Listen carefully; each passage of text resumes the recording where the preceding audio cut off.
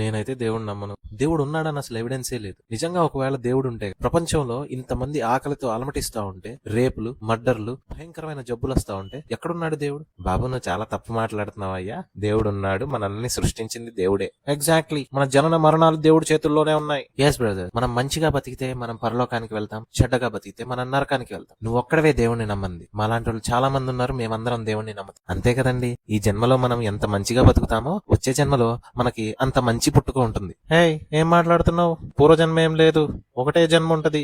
Exactly brother, మనకు ఒక జన్మనే ఉంటుంది. ఇలా వేరు వేరు జన్మలు ఉండవు. ఎగ్జాక్ట్లీ, మనం పుట్టుకతోనే పాపులం కాబట్టి మనం చేసిన పాపాల కొరకు యేసుక్రీస్తు మన కోసం మరణించి తిరిగి లేచాడు. ఏ బ్రదర్, యేసుక్రీస్తు పీస్ బి అపాన్ హిమ్, ఆయన ఒక ప్రవక్త మాత్రమే.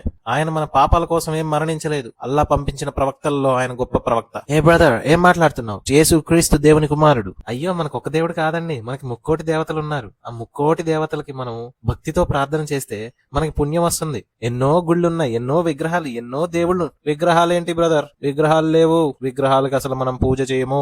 ఏంటంటే అలా అంటారు? విగ్రహాలకి ఎందుకు పూజ చేయవు? నో బ్రదర్, విగ్రహాలకి మనం పూజ చేయకూడదు. మీ ఇద్దరు నోరును అదుపులో పెట్టుకోండి. మేమెందుకు నోరును అదుపులో పెట్టుకోవాలి? నో బ్రదర్, కొట్లాడొద్దు. యేసుక్రీస్తే మనల్ని రక్షిస్తాడు.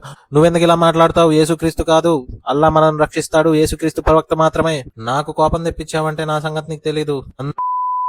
మీరేమనుకున్నా సరే, యేసుక్రీస్తు రెండో రాకడలో వచ్చినప్పుడు మేమందరం ఎత్తబడతాం. ఓం నమ శివాయ, ఓం అల్లాహు అక్బర్, అల్లాహు అక్బర్. ఏసు రక్తం, ఏసు రక్తం, ఏసు రక్తం, ఏసు రక్తం. బుద్ధి లేని జనాలు, బుద్ధి లేని మాటలు. ఏంటండి వీళ్ళు? నువ్వు లిమిట్స్ దాడుతున్నావు, నా కోపం తెప్పించు మాకు.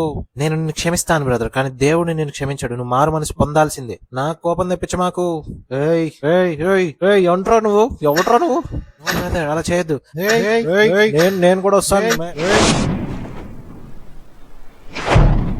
చూడండి, మనం ఎవ్వరం మన మతాల్ని మనం ఎంచుకోలేదు. ఒకవేళ గనక మనం భారతదేశంలో పుట్టుంటే మనం హిందూగా పుట్టే ఛాన్స్ ఎక్కువ ఉంది. ఇరాన్, ఇరాక్, పాకిస్తాన్ లాంటి దేశాల్లో పుడితే నువ్వు ముస్లిం గా పుట్టే ఛాన్స్ ఉంది. అదే నువ్వు అమెరికాలోనో ఆస్ట్రేలియాలోనో పుడితే ఏమో నువ్వు క్రిస్టియన్ గా పుట్టే ఛాన్స్ ఉంది. అంటే నువ్వు పుట్టిన దేశాన్ని బట్టి, ప్రాంతాన్ని బట్టి, కుటుంబాన్ని బట్టి మీ మతం అనేది మీరు నిర్ణయించుకొని దాన్ని సపోర్ట్ చేస్తూ వేరే వాళ్ళని ద్వేషిస్తూ మనం సాగుతున్నాం. కానీ నిజంగా అసలు మతం ముఖ్యమా, మానవత్వం ముఖ్యమా అని ఒకసారి ఆలోచించాలి. అలా అని చెప్పేసి ఎవరి మతంలో వాళ్ళు సంతోషంగా ఉంటున్నారా అంటే, ముస్లింస్ లో షియాలు, సున్నీలు అని చెప్పేసి ఒకళ్ళ మీద ఒకళ్ళు యుద్ధాలు చేసుకుంటున్నారు. హిందువుల్లో అప్పర్ క్యాస్ట్, లోవర్ క్యాస్ట్ అని చెప్పేసి ఒకళ్ళని ఒకళ్ళు ద్వేషించుకుంటూ, తక్కువ చూపు చూస్తూ, చంపుకుంటూ, ఇంకా క్రిస్టియన్స్ ఏమో మా డినామినేషన్ కరెక్ట్, మీ వాక్యం తప్పు, మీ పాటలు తప్పు అంటూ ఒకళ్ళ మీద ఒకళ్ళు దుమ్మెత్తు పోసి జనాల్ని వాళ్ళ వైపు తిప్పుకోవడానికి ప్రయత్నం చేస్తున్నారు. హేతుబద్ధంగా, రేషనల్ గా ఆలోచించండి. Science and technology, development, job opportunities, standard of living ఇట్లాంటివి పెంచుకోకుండా కులాలు, మతాలు అని చెప్పేసి ఎన్నాళ్ళు మనం ఇలా కొట్టుకుంటా ఉంటాం, అప్పటిదాకా మన దేశం బాగుపడదు.